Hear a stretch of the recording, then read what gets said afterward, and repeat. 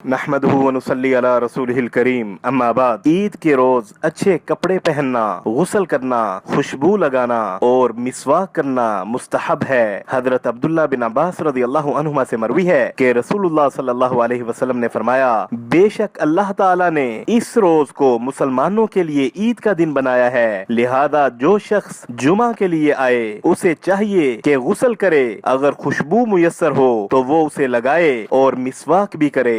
اسے ابن ماجہ نے روایت کیا۔ حضرت ابن عباس رضی اللہ عنہما سے روایت ہے کہ رسول اللہ صلی اللہ علیہ وسلم عید کے روز سرخ دھاریوں والی چادر پہنا کرتے تھے۔ اسے طبرانی نے روایت کیا۔ عید الفطر کی نماز کے لیے جانے سے پہلے کوئی میٹھی چیز کھانا سنت ہے۔ حضرت انس بن مالک رضی اللہ عنہ فرماتے ہیں کہ نبی مکرم صلی اللہ علیہ وسلم عید کے دن کھجوریں کھائے بغیر عیدگاہ کی طرف نہیں جایا کرتے تھے اور نبی صلی اللہ علیہ وسلم کھجوریں تاک کھاتے تھے۔ اسے بخاری نے روایت کیا۔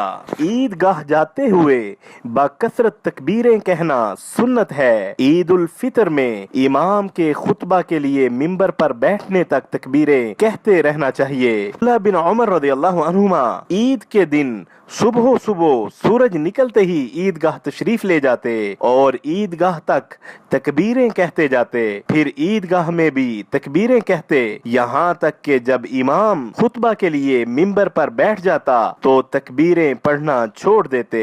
اسے شافعی نے روایت کیا۔ حضرت عبداللہ بن مسعود رضی اللہ عنہ ایام تشریق میں یہ تکبیر پڑھا کرتے تھے، اللہ اکبر لا الہ الا اللہ واللہ اکبر اللہ اکبر وللہ الحمد۔ اسے ابن ابی شیبہ نے روایت کیا۔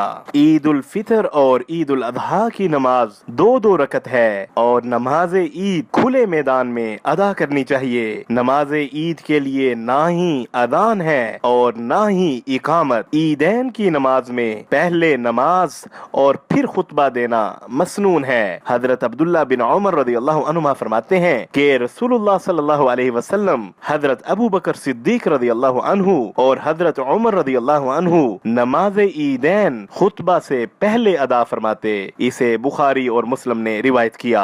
عیدین کی نماز میں 12 تکبیریں مسنون ہیں۔ پہلی رکعت میں قرات سے پہلے 7 اور دوسری رکعت میں قرات سے پہلے 5 تکبیریں کہنی چاہیے۔ نماز عید کی زائد تکبیروں میں ہاتھ بلند کرنے چاہیے اور اسی طرح نماز عیدین کی 2 رکعتوں میں سے پہلی میں سورۃ الاعلی اور دوسری میں سورۃ الغاشیہ پڑھنا مستحب ہے۔ حضرت عبداللہ بن عمر رضی اللہ عنہما کے آزاد کردہ غلام حضرت نافع رضی اللہ عنہ فرماتے ہیں، میں نے حضرت ابو ہریرہ رضی اللہ عنہ کے ساتھ عید الفطر اور عید الاضحیٰ دونوں کی نماز پڑھی۔ حضرت ابو ہریرہ رضی اللہ عنہ نے پہلی رکعت میں قرات سے پہلے 7 تکبیریں اور دوسری رکعت میں قرات سے پہلے 5 تکبیریں کہیں۔ اسے مالک نے روایت کیا۔ نماز عید سے پہلے یا بعد میں کوئی نفل یا سنت نماز نہیں۔ نماز عید کے بعد تقبل اللہ منا و منکا کے الفاظ سے ایک دوسرے کے اعمال صالحہ کی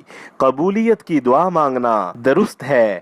حضرت جبیر بن نظیر رضی اللہ عنہ فرماتے ہیں کہ صحابہ کرام رضی اللہ عنہم عید کے روز جب آپس میں ملتے تو ایک دوسرے کو تقبل اللہ منا و منک کہتے۔ اسے ابن حجر نے اپنی فتح البحری میں نقل کیا۔ عیدگاہ جانے اور آنے کا راستہ بدلنا سنت ہے۔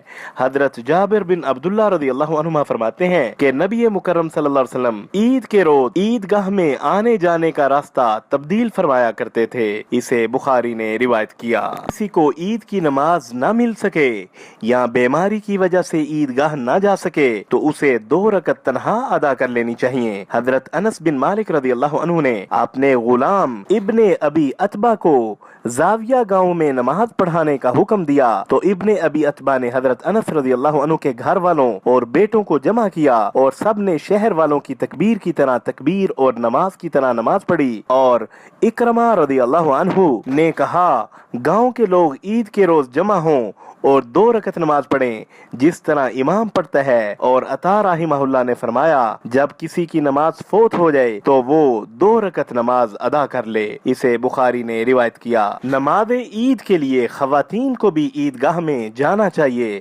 حضرت ام عطیہ رضی اللہ عنہ سے مروی ہے کہ رسول اللہ صلی اللہ علیہ وسلم نے حکم دیا کہ دونوں عیدوں کے دن ہم حیض हैज वाली और पर्दा नशीन यानी तमाम औरतों को ईदगाह में लाएं ताकि वो मुसलमानों के साथ नमाज और दुआ में शिरकत करें। अलबत्ता हैज वाली औरतें नमाज न पढ़ें। इसे बुखारी और मुस्लिम ने रिवायत किया। वसल्लल्लाहु अला नबील करीम।